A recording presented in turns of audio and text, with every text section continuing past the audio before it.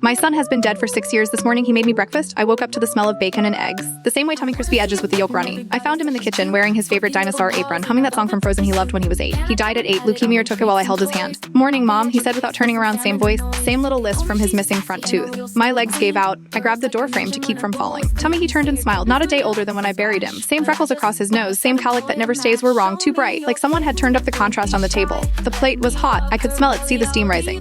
How are you here? I missed you, he said, sitting across from me. The other kids said as if I was really good. So I was really, really good. What other kids? The ones who wait with me. We all wait together until our mom's in day bacon and it crumbled in his fingers. He stared at it confused. I forgot how to eat. I reached for solid but cold, like touching a mannequin. Baby, you're scaring me. I'm sorry.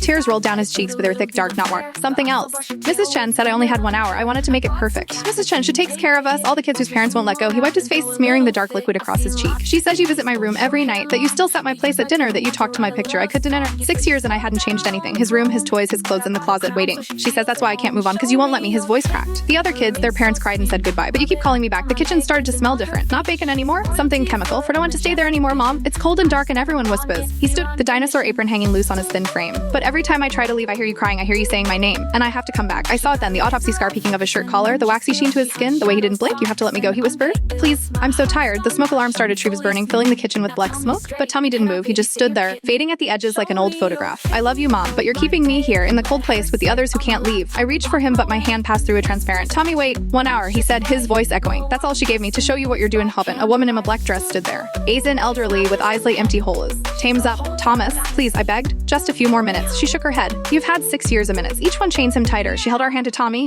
Come, child, back to the waiting room to me one last time. Let me go, Mom, please. I can't do this anymore. They walked through the door together, not out of it, through it. The bacon kept burning. The smoke alarm kept screaming. The breakfast he'd made was rotting, eggs turning black, bacon crawling with maggots. I ran to his room and was covered in that same dark liquid that had been his tears, dripping from his toys pooling on his bed. On his pillow was a note in shaky handwriting. Stop visiting, stop calling, let me sleep. I'm sitting here now as we're holding the note and I can hear them whispering behind the walls. They're asking their parents to let them go, but we won't listen.